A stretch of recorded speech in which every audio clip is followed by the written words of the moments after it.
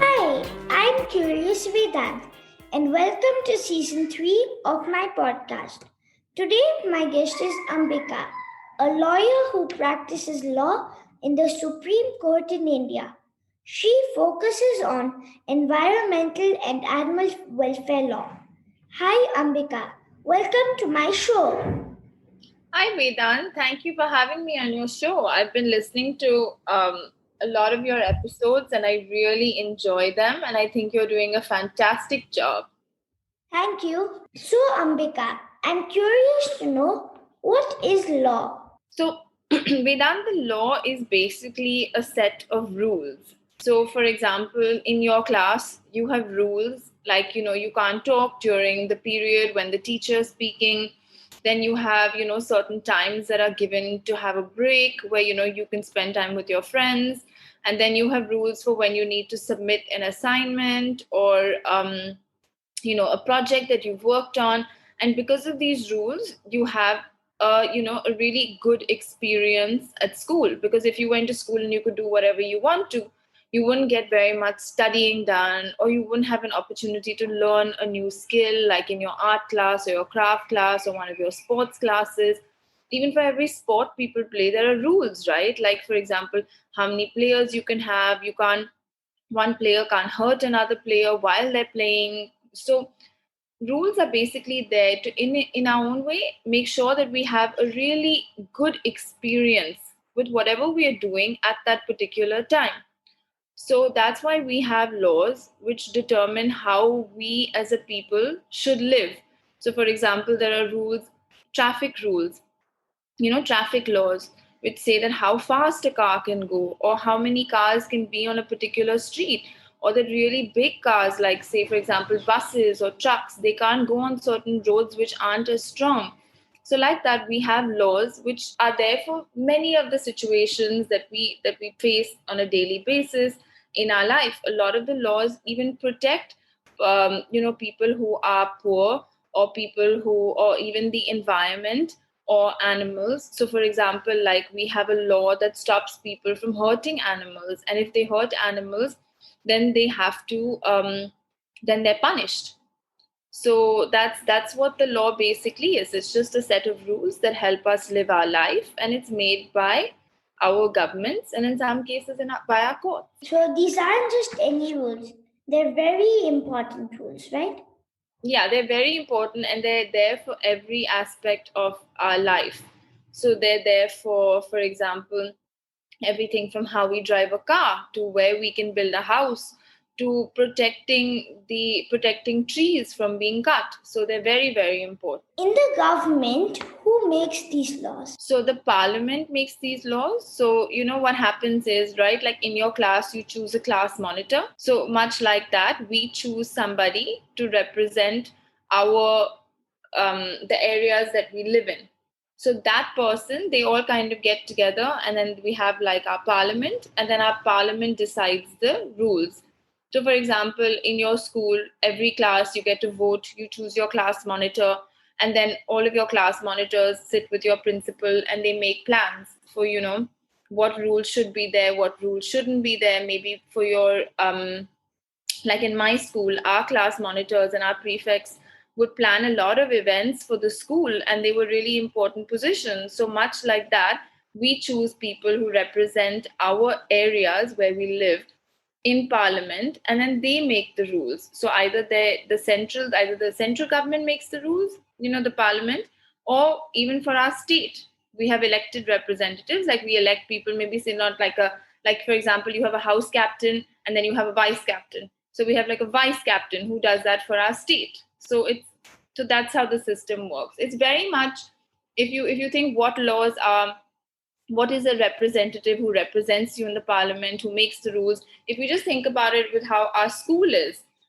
it's exactly like that. Wow, that's all there in democracy. But what about in other places? So, I mean, it depends, right, on what type of government we're talking about. So, I was talking about our country because our country is a democracy, and we choose our elected representatives, then in some cases where there's still a monarchy, where there's still a king, for example, then the king actually decides the rules. And that's what used to happen in India hundreds and hundreds of years ago. So it depends on what type of government there is in that particular country. In my school, Mhm. class represent for my class. Oh my God, that's so good. I knew you would be the class representative. So, exactly like you're the class representative for your class and your class chose you, we choose people to represent us in the government and make the rules and regulations. Why do you have to follow law and follow what the government says? So, the reason why we have to follow the law is because most times, and I'm not saying all the time, but most times the laws are there so that we can lead a good life. So, for example, there are laws that say that you can't cut certain trees, and the reason why you can't cut certain trees is because they're very old, and they give a lot of oxygen. Then there are rules that say that you can't cut down certain forests because they're the homes of animals. So these laws are really important, for the planet to be healthy, for us to be healthy, for us to lead good lives. Then there are some cases where the law isn't a good law. It doesn't protect the animals or the environment, or it doesn't protect people. And that's when people can challenge these laws. So, for example, if suddenly in your school the class representatives and the principal decided that there would be no lunch break anymore for the next 1 year, all of the students would get together, and maybe you would go to your parents and teachers association and lodge a complaint and say this is a really unfair new rule. So much like that, if the government comes out with a law which we think is an unfair law, then we can go to the court, which can either be the Supreme Court, which is in Delhi, or the High Court, or the high courts, which are in each state capital. And in a sense, exactly the way you would complain to your parents and teachers association, we complain to the court, saying that the government has made a law which is an unfair law. So, for example, if the government decides that a particular area which was defined as a forest and none of the trees in that area should be cut down, if the government decides that after that they're going to cut down the trees in that area, then we can go to the court, which is like our parents and teachers association, and say, tell the government that this is wrong, and this is not good for the people, it's not good for the planet, it's not good for a healthy life, and tell them not to cut down the forest. That makes lots of sense. Thank you. What is the role of a lawyer? So the role of a lawyer is to represent somebody in court honestly and respect uh, the our profession. So basically, what a lawyer does is a lawyer can have many roles, right? So, for example, in my case, I mainly worked for the environment and for animals and for poor people. So, if a poor person didn't have a lawyer or was in jail and needed to get out of jail, or like I said in the earlier example, if somebody had decided that they were going to allow the cutting down of many trees, or if there was, or human beings were doing something that was hurting animals, or like there were people who couldn't pay to have a lawyer represent them. So that's what I used to do as a lawyer, and that's what I focused on even now. That's the sort of focus of my practice. But a lawyer's role is to really just represent somebody in court with honesty. Now, for example, say X and Y are having a dispute, they're having a fight. Okay, there's say a ball or a toy or whatever, or a book, and X says it's his book and Y says it's his book.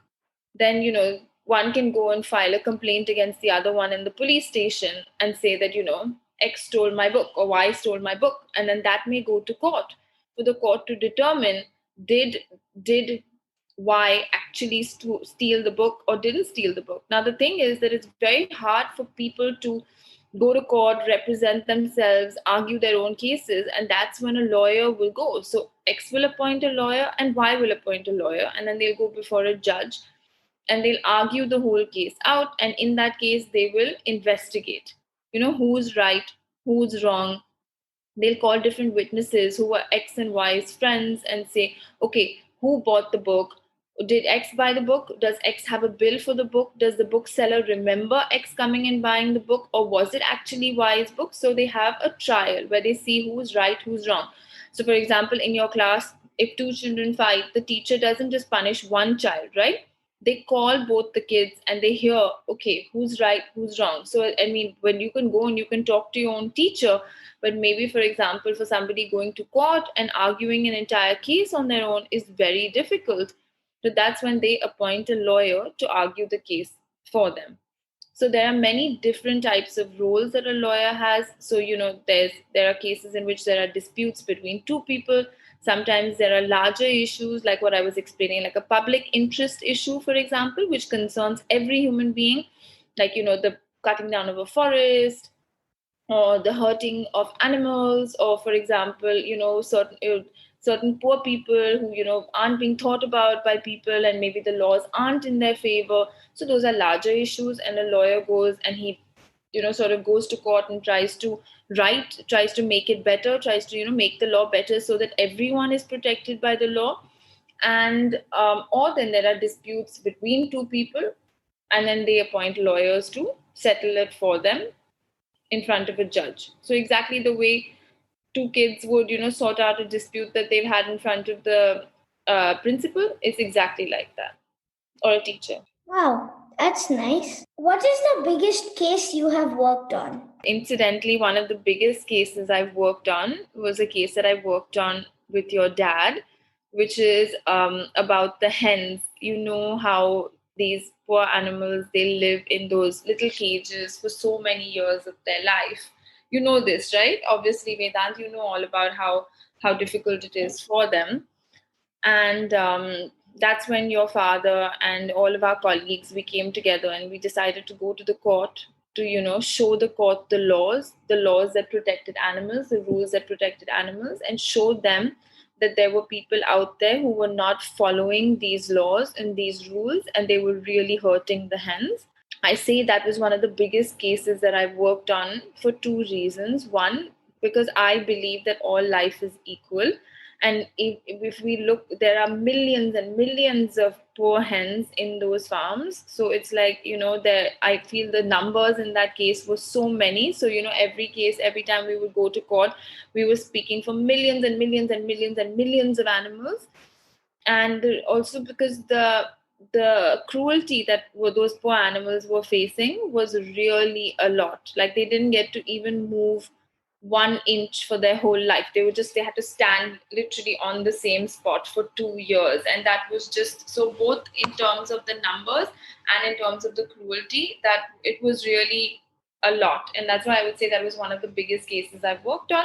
And in that case, we only asked for the court that the animals would continue to be kept by people who use them for eggs, but at least keep them properly, give them space to move, give them food, give them water, give them the basic things that all living beings need. That is some very good work that you and my father and others have done. And even I agree that man should be kept in a bigger space. Thank you, darling. I'm glad you agree. What made you choose to be a lawyer? So I chose to be a lawyer because I wanted to do some good for people who were poor, and for the environment and for animals. And like we all have our own skill sets, right? Like we all have our own skills. Some of us are good at working with people, some of us are good at science, some of us are good at math. So for me, I thought that what I could do and what my dreams were, when I put them together, I realized that the law was a good profession for me to choose so that I could help the most amount of people, animals, all living beings in need. One of the options I have for a job when I grow up is a lawyer, but I do have many more. Oh my God, that's amazing. So, what are your other options? I have many. One is a cricketer, one is a artist, one is a cook, one is a logo designer, and many more. I think you should leave them all and you should become a lawyer. Yeah, I don't know. It's hard to say because I'm just a kid and I don't know what I'm gonna do. But whatever you do, I like that you spoke about animals in your last series. and that you thought about, and I like that you have been thinking about animals and the environment and science, because I really think that more young people need to think about these things, because I think that in my generation, like all of us, like for your people who are, your father's age and my age, I think we've made too many mistakes, you know so we've allowed the cutting down of many forests. We've allowed the people to treat animals very badly. We've allowed a lot of very bad things to happen to the planet. And I think that in your generation, I'm really like I love that all of you guys are thinking about these things, because it means that when you grow up and you start working in whatever job you decide, whether it's law, whether it's logo design, you'll um you'll have these values in you. So whatever decisions you'll take, you won't just think of yourself, but you'll also think of the planet and the animals and people in need. And I think that's when things will start to get much better. Yeah, I agree with that too. And I've also heard from my father that he's done many mistakes. Have you? But I mean, I think that this situation is also very positive, right? Because whenever I talk to younger people like you guys, and I hear so many of these positive things, and that you all think about and you all volunteer, so it makes me feel very hopeful that you guys are going to do the things that we did wrong right. Do you always want to be a lawyer? Yeah, I think from the time I was 11 or 12, I knew that I wanted to be a lawyer. I knew I wanted to study law. So I was pretty sure from that age, but I knew I didn't want to focus on, certain types of law. I wasn't really interested in one company having a fight with another company. I wasn't really interested in those types of things. But I was very interested in laws that were for people who were labor laws, were for the environment. And I found those things very interesting from that age, and I always volunteered. So I always knew I wanted to work as a lawyer for this particular cause. So I think from the time I was 11 or 12, I knew. Although when I was 16 or 17, I was thinking about becoming a presenter on TV, but then I decided that I would become a lawyer instead. So from one job to another job to the same job again. Exactly. That was my journey. What are your hobbies? Um, so I have a lot. So I love, well, I don't know if I have traditional hobbies, but like I love to read. I love watching shows. I love spending time with my friends. I love volunteering. I love hanging out with dogs and cats and different animals. So I do that as much as I can. I like to read, as I mentioned earlier. Um, so yeah, those are my hobbies. I love like hiking, trekking, spending time in nature, spending time with friends. I love adventure. So if anyone asks me, if anyone says let's do something which is new and different, I never say no. Those are some really nice and fun hobbies. I like them all. Okay, what are your hobbies, Vedant? The same ones. The same ones. That's so Not exactly the same, but similar. okay. That sounds like fun. Thank you so much for coming on my show. Thank you for having me on your show, Vedant. You're welcome. This is really fun. Fun for me too, darling. Dear listeners, follow my Facebook page, Curious Vedanth, to get updates on my upcoming episodes. To listen at leisure on your phone and get notified about future episodes, subscribe by searching for Curious Vedanth wherever you get your podcasts, such as Apple Podcasts, Spotify, Stitcher, Google Podcasts, and many more. You can also listen to my show on curiousvedanth.com.